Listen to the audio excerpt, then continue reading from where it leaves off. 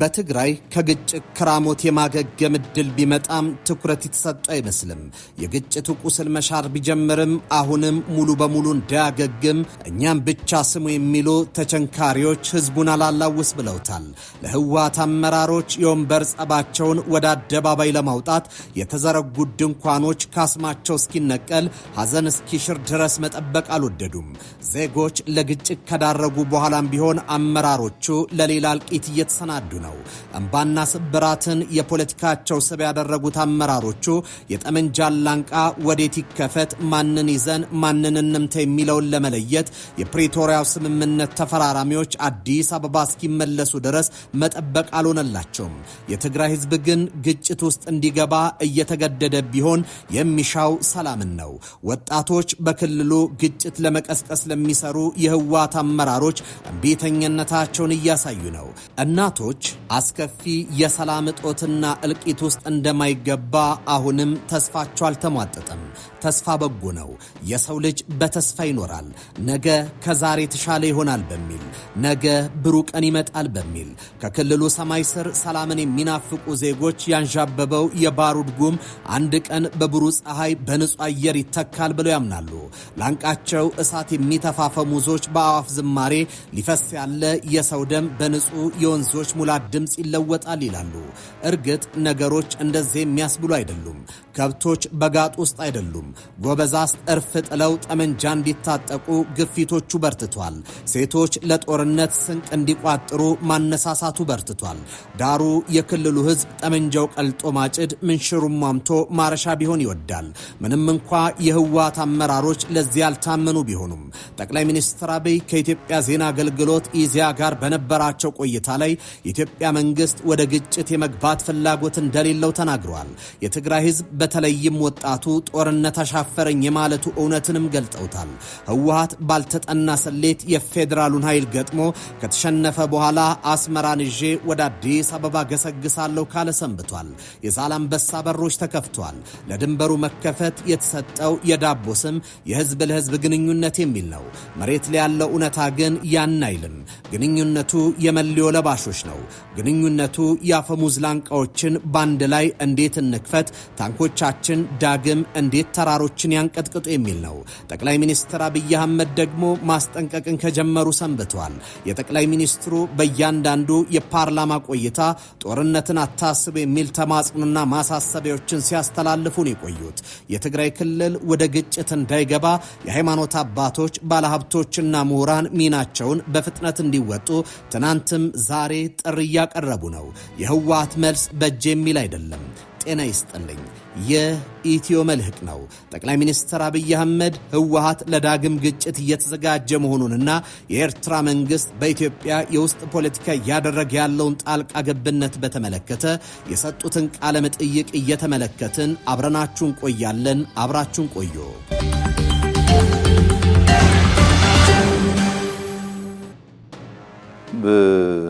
በመጀመርታ ትግራይ ክትመሓርን ተመክሮ ክትወስድን ዘለዋ ዝሓሸዋ እምበር መጀመሪያ ትግራይ መማርና ተሞክሮ መውሰድ ያለባት ከተሻሉ እንጂ ካነሱና ከወረዱት መሆን የለበትም የሚል እምነት አለ። የትግራይ ህዝብ ሰላምና ልማት ይገባዋል። ሰላምና ልማት ይወዳል። ለሰላምና ልማት ታግሏል። በአንጻሩ ደግሞ ጦርነትና ውድመት አይገባውም የሚል ጽኑ እምነት ነው ያለ። ይህ ደግሞ ባረጃ አስተሳሰብ ሊረጋገጥ አይችልም። ስለዚህ ስልጣን የህዝብ ነው። ስልጣን በተማሩ ወጣቶች እጅ መግባት አለበት የሚል እምነት አለ። ለምን ካልክ በስተርጅና ማበላሸት እንደሚባለው በርጅናቸው ጊዜ ጦርነትን የሚቀሰቅሱትን ወላጆች ደግሞ ተዉ፣ ስልጣን ይበቃቸዋል፣ ለልጆቻቸው አስረክቡ፣ ለህዝባችንና ሀገራችን ሰላም ይገባዋል ይላቸው ይገባል። የትግራይ ክልል ረፍት ይፈልጋል፣ ሰላም ይፈልጋል፣ ልማት ይፈልጋል። በበኩላችን የህዝባችን ፍላጎት ለመደገፍ ዝግጆች በሁሉም ክልሎች እየመጣ ያለው ልማትና ሰላም ለትግራይ ክልልም ይገባዋል ብለን እናምናለን። ሓቢርና ንሰላምን ልማዓትን ትግራይ ንሰርሕ ክብል ይፈቱ ተመለክተ ህዝብ ለህዝብ ግንኙነት በሚል በህወሓትና በሻዕቢያ መካከል የተፈጠረው ጥምረት የህዝብ ለህዝብ ሳይሆን የመለዮ ለባሾች ነው። የኤርትራ ጀነራሎች ውሎ ትግራይ ውስጥ ነው። ተው ይቅርብ ቢባል አሻፈረኝ ብሏል። የቀድሞ የትግራይ ክልል አስተዳዳሪ የነበሩት አቶ ገብሩ አስራት ሉዓላዊነቱ የተደፈረበት የኢትዮጵያ መንግስት በሻዕቢያ ላይ የትኛውንም አይነት እርምጃ ለመውሰድ ይችላል፣ ህጋዊ ነው ሲሉ ተናግረው ነበር። ከሳምንታት በፊት ህወሓትን ከርተው አዲስ አበባ የገቡት ቲቢኤስ ከተባለ የቴሌቪዥን ጣቢያ ጋር ቆይታ ያደረጉት ብርጋዴር ጀነራል ጉዑሽ ገብረ የኤርትራ ሰራዊት ጣልቃ ገብነትን አጋልጧል። ህወሓት ከሻዕቢያ ጋር የፈጠረው ጽምዶ የተሰኘው ግንኙነትን አምርረው የተቹት ጀነራል ጉዑሽ ግንኙነቱ አፍራሽ፣ የማይረባ፣ የትግራይ ህዝብን ለዳግም ጦርነት የሚጥድ በማለት ውድቅ አድርገውታል። ጽምዶ ሰላም አይደለም፣ ህዝብን ከህዝብ የሚያገናኝ ሳይሆን ከሻዕቢያ ጋር ጥምረት ፈጥሮ የኢትዮጵያ መንግስት ለመውጋት ያለመ እኩይ ፕሮጀክት ነው በማለት ኮንነውታል። ጠቅላይ ሚኒስትር አብይ አህመድ ይህንን መሬት ላይ ያለውን እውነት ከኢዜአ ጋር ባደረጉ ቆይታ ላይ ገልጠውታል። የኢትዮጵያ መንግስት ትዕግስት የመነጨው ለሰላም ካለው ሰፊ ልብ ነው። የትግራይ ህዝብ ሰላም ይፈልጋል፣ ከጦርነት ማረፍን ይፈልጋል። ለዘመናት በግጭትና በውድመት ሰንሰለት ተቀፍድዶ የታሰረው የትግራይ ህዝብ ከየትኛውም ጊዜ በላይ እረፍትን ይሻል። ጠቅላይ ሚኒስትር አብይ አህመድ በቃለ መጠይቃቸው በቃ ብለዋል። የትግራይ ህዝብ በተለይ ወጣቱ ታጣቂዎችንም ጨምሮ እምቢ ለጦርነቱ ሲል እያየን ነው። ይህ ደግሞ ወደ ሁሉም የትግራይ አካባቢዎች መስፋፋት ያለበት ጉዳይ ነው ብዬ አምናለሁ ማለታቸው መነሻው መሬት ላይ የሚታየው እውነታ ነው። ህወሓት በትናንት ፖለቲካ ላይ መጠመዱ ዛሬን እንዳያጅ አድርጎታል። የአሮጌው ፖለቲካ ጀንበር መጥለቁን ያልተረዳው ቡድኑ የዛሬ ትውልድን ንጋግ አርዶታል። እርግጥ ከኢትዮጵያ ሰማይ ስር ያ ትውልድ ውርሶች ለዘመናት ሰላምን ሲጋርድ ኖሯል። ባለፉት 50 ዓመታት ውስጥ የተነሱ ግጭቶች የውስጥ ፖለቲካ ልዩነትን በድርድር መፍታት ባለመቻላቸው ምክንያት የተፈጠሩ ናቸው። የትግራይ ህዝብ ደግሞ የግጭቶች ሰለባ ሆኖ ቆይቷል። ጠቅላይ ሚኒስትር አብይ አህመድ የትግራይ ህዝብ ሰላምና ልማት የሚገባው የሰላም ዘብና ለነዚህ ሴቶችም የታገለ ህዝብ ነው። ሆኖም ይህ የሰላም ተስፋ በአሮጌው አስተሳሰብ ድሪቶ ለመሸፈን በብዙ ተለፍቶበታል። ከፓርቲው ዘፍጥረት እስከ ዛሬ ወንበር የተቆጣጠሩ አካላት ለአዲስ ኃይልም ለአዲስ ሐሳብም ቦታ ለመልቀቁ ፖለቲካን ከጠመንጃ ባሻገር እንዳይረዳ አድርጎታል። ጠቅላይ ሚኒስትር አብይ ለፓርቲው አረጋውያን መሪዎች የይበቃል ጥሪ ማሳሰቢያም አሰምቷል። ህወሓት ከ50 ዓመታት በፊት በነበረ ኋላ ቀር አስተሳሰብ የታሰረ መሆኑና ለውጥን ለመቀበል የሚፈልግ ቡድን አለመሆኑን ታዛቢዎች ያስረዳሉ። ዓለም በቴክኖሎጂና በፕራግማቲዝም በምትመራበት ዘመን ድርጅቱ በአሮጌው መንገድ ለመጓዝ መሞከሩ ለግጭት ዳርጎታል።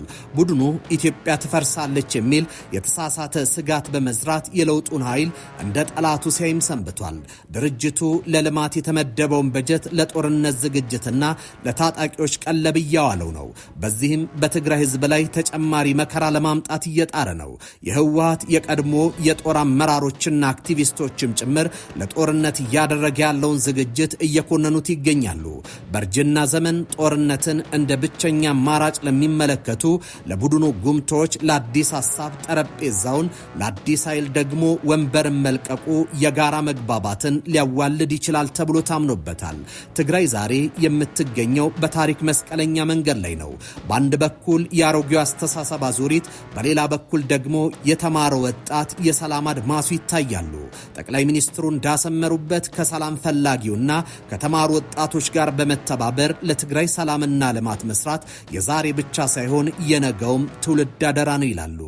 እዚ ሰሜን ምስተጠቀን እቲ ዝተረፈ ኃይልና በኤርትራ ምሳንሰበን የሰሜን እዝ እንደተጠቃ የቀረው ኃይል ወደ ኤርትራ ከሄደ በኋላ የኤርትራ ህዝብና ሻዕቢያ ለሰራዊታችን ያደረገው ድጋፍ የሚሞገስ ነው። የተደረገው ድጋፍ በምን ምክንያት ነው የሚለውን ትተን ለአዎንታዊ አስተዋጽኦ በወቅቱ አመስግነናል። ይህ በግልጽ የታወቀ ነው፣ በአደባባይ ያደረግነው ነው። ድጋፉን አመስግነን የፈጸማቸውን እኩይ ተግባራት ደግሞ እናወግዛለን።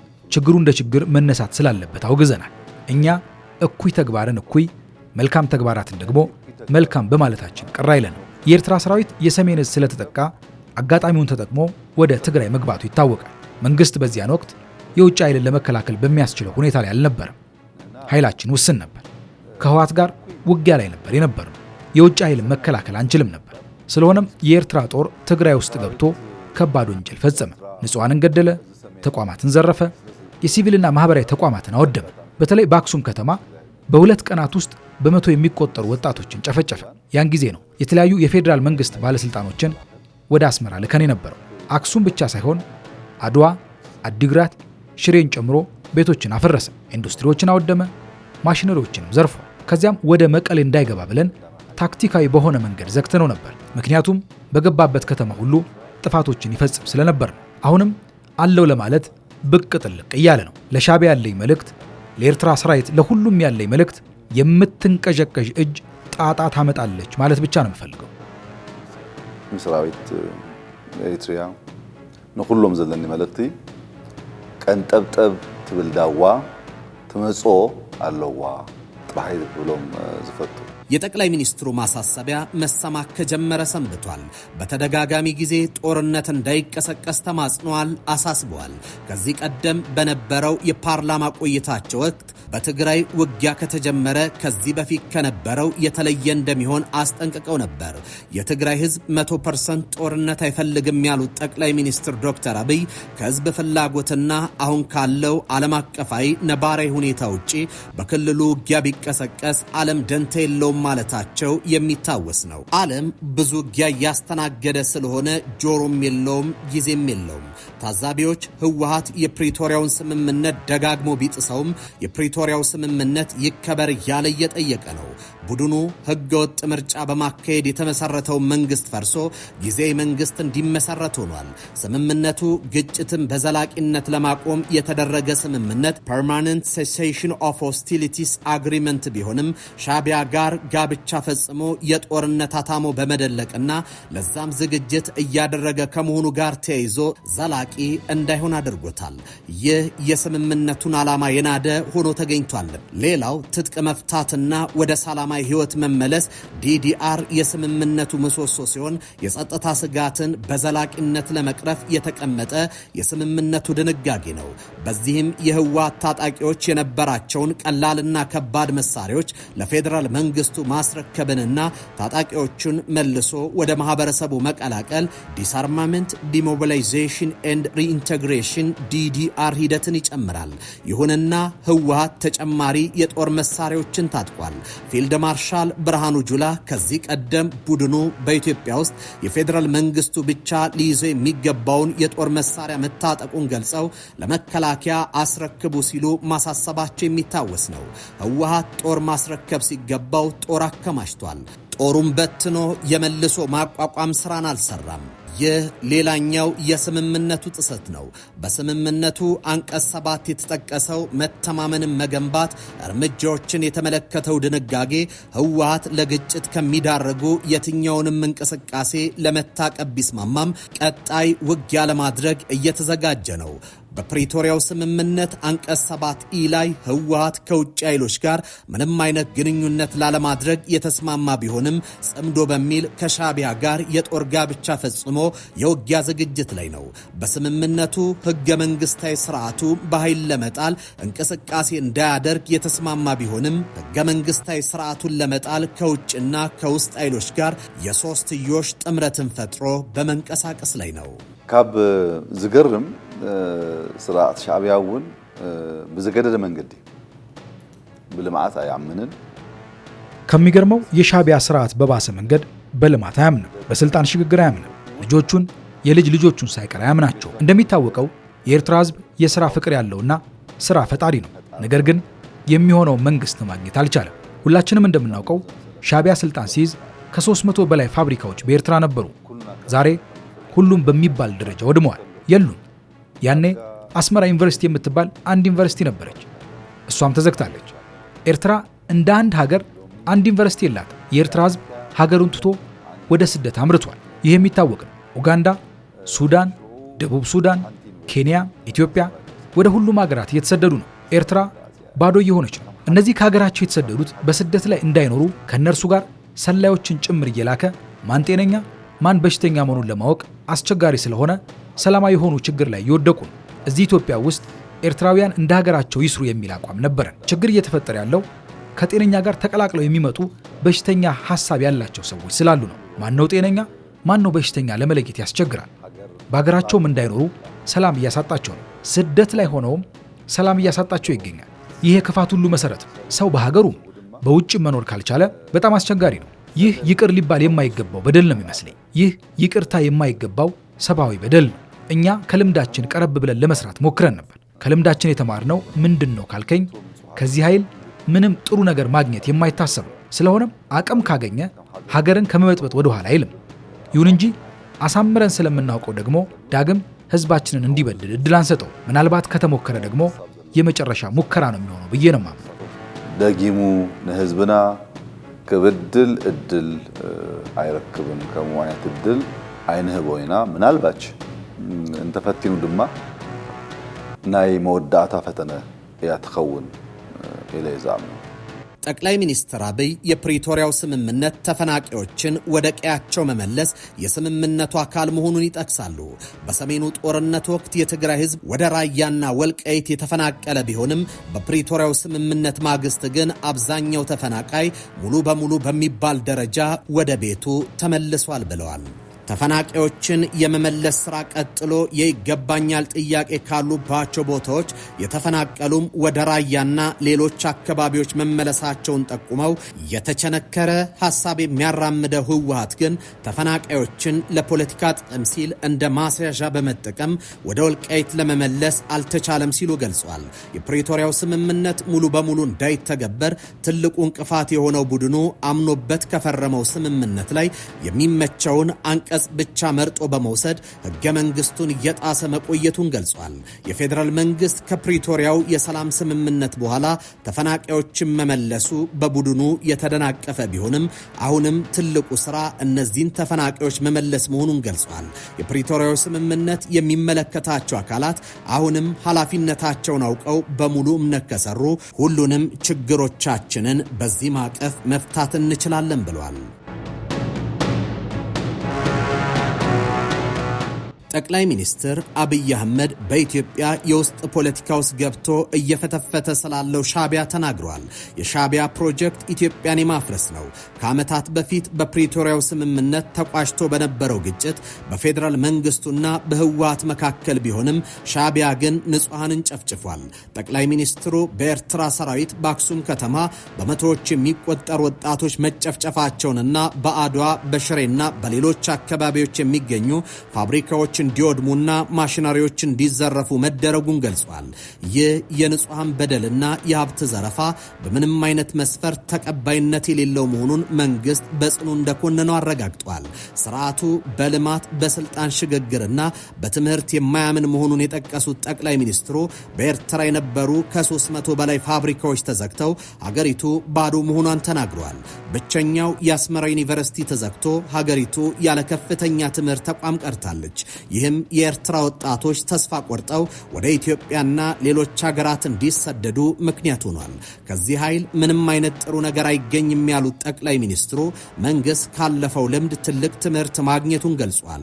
በመሆኑም ዳግመኛ በኢትዮጵያ ህዝብ ላይ ጥፋት እንዲያደርሱ እድል እንደማይሰጥና ለዚህም ጽኑ አቋም መያዙን በንግግራቸው አረጋግጧል።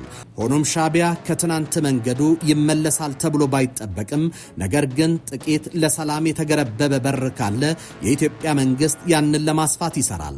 ስራ ላይ ያለ አካል ሰላም ትልቁና ቀዳሚው ምርጫ ነው። ኢትዮጵያ ለሰላማዊ ግልጋሎት የሚውለውን የኒውክሌር ግንባታ እንዲቆም አትሻም።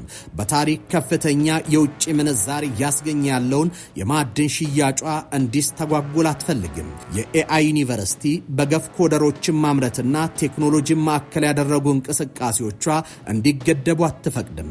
የቱሪዝም መዳረሻዎችን የማስፋትና የዓለም የኢነርጂ ማዕከልነት ውጥን በጦርነት ምክንያት እንዲዘገይ አትፈርድም። ትምህርት ተቋም ከሚዘጋ ቢጋጭ ምንም ከማያመጣና ነገ ከሌለው መንግስት ጋር ጦርነት ውስጥ መግባት ለኢትዮጵያ አዋጣትም። ኢትዮጵያ እንደ ሻዕቢያ ያሉ ደካማ ኃይሎች ቢገጯት የሚሰበሩ ከገጨቻቸው የሚደቁ መሆኑን ብታውቀውም በሰላምና በሰላም አተርፋለሁ የሚለው እምነቷ ዛሬም ጽኑ ነው። የተወደዳችሁ የኢትዮ መልሕቅ ቤተሰቦች የዛሬው መልሕቃችን በዚህ ተጠናቋል። በቀጣይ በሌላ ዝግጅት እስከምንገናኝ በያላችሁበት ሰናይ ጊዜ ይሁንላችሁ።